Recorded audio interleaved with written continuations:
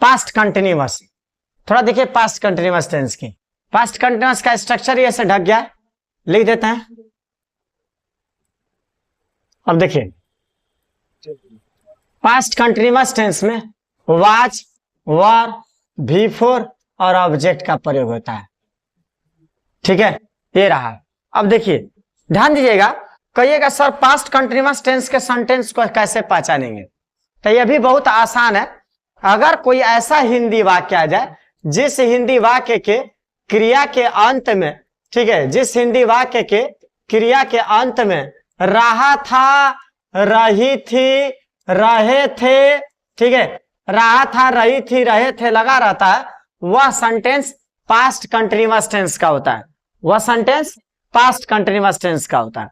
जिस हिंदी वाक्य के क्रिया के अंत में रहा था, रही थी, रहे थे लगा रहे, तो वह सेंटेंस पास्ट कंटिन्यूअस टेंस का होगा। जैसे यहां देखिए हमने दिया देश स्वतंत्रता दिवस मना रहा था, प्रधानमंत्री राष्ट्रीय ध्वज फहरा रहे थे, सभी बच्चे राष्ट्रगान गा रहे थे, लोग शहीदों को श्रद्धांजलि दे रहे थे, माहौल देशभक्ति के गीतों से गूंज रहा था, तिरंगा शान से लहरा रहा था, तोप गोले उगल रहे थे, ठीक है, मंत्री को गार्ड ऑफ ऑनर दिया जा रहा था, भीड़ को प्रोत्साहित किया जा रहा था। ठीक है, तो ये जो सेंटेंसेस है इन सभी में आपको रहा था, रही थी दिखाई देगा।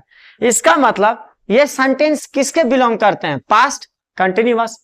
तो कैसे अनुवाद करेंगे? तो अनुवाद करने के लिए आपको वाज वेयर का प्रयोग करना है।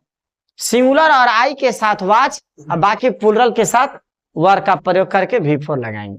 बना लीजिए, देश स्वतंत्रता दिवस मना रहा था।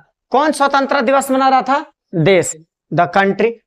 क्या लगाएंगे? Was celebrating, the country was celebrating क्या मना रहा था? The independence day. प्रधानमंत्री राष्ट्रीय, कौन राष्ट्रीय ध्वज फहरा रहे थे? प्रधानमंत्री। The prime minister was hoisting the national flag, है ना। अगला देखिए, सभी बच्चे राष्ट्रगान गा रहे थे।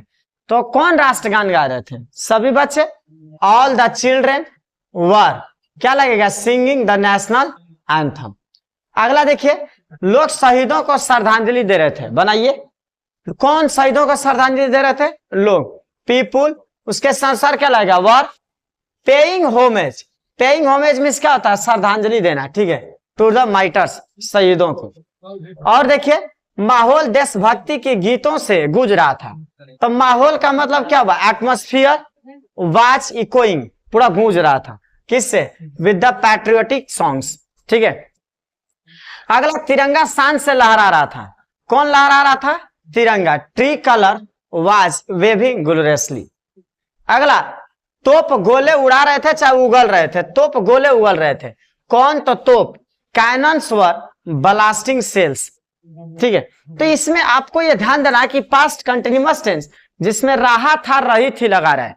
आइए अक्सर बातचीत में भी सोचिए कि कल हम जब नहा रहे थे, हम खाना पका रहे थे, हम पढ़ रहे थे, ठीक है, तो पास्ट कंटिन्यूअस टेंस का सेंटेंस होगा, ठीक है। अब इसका निगेटिव देखते हैं।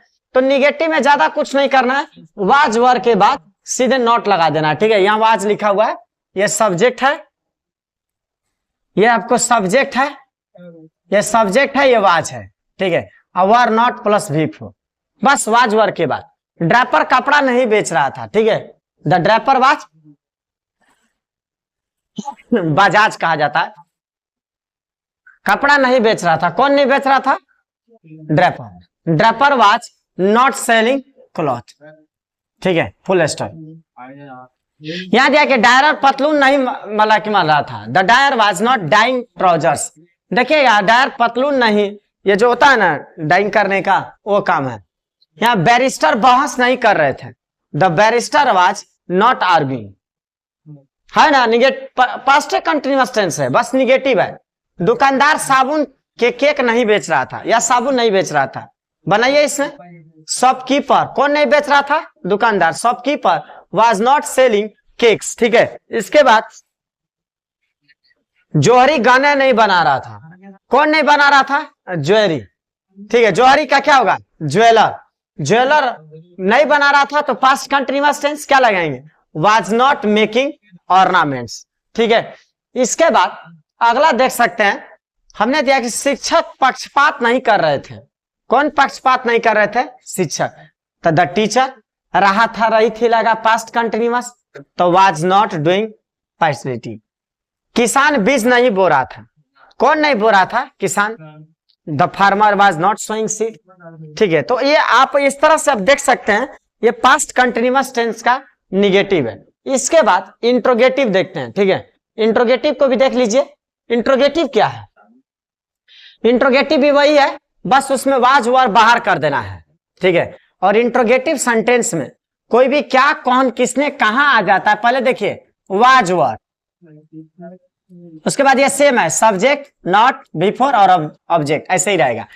अगर कोई क्वेश्चन वर्ड आ जाएगा ना, जैसे व्हाट हो गया, वाई हो गया, व्हेन हो गया, वेयर हो गया, वाई हो गया, ये सब लगा रहेगा। ठीक है, अब देखिए, क्या कुली सारा सामान नहीं ले जा रहा था? निगेटिव भी इसमें है। तो क्या कुली सारा सामान नहीं ले जा रहा था? तो वाजंट दिया है। आप चाह जाए ना तो ऐसे ही बना सकते हैं कि वाज द कुली। ठीक है, वाज द कुली, कोई दिक्कत नहीं है, was the coolie not carrying. ठीक है, कैरिंग ऑल द लगेज। ठीक है, all the luggage, all the luggage.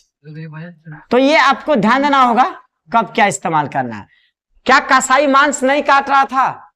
देखिए was not, तो was the butcher not chopping the meat। या क्या दूध सच्चाई नहीं बता रहा था? तो was the messenger not, यहां पर भी लगा सकते हैं, इधर भी लगा सकते हैं। was the messenger not speaking the truth।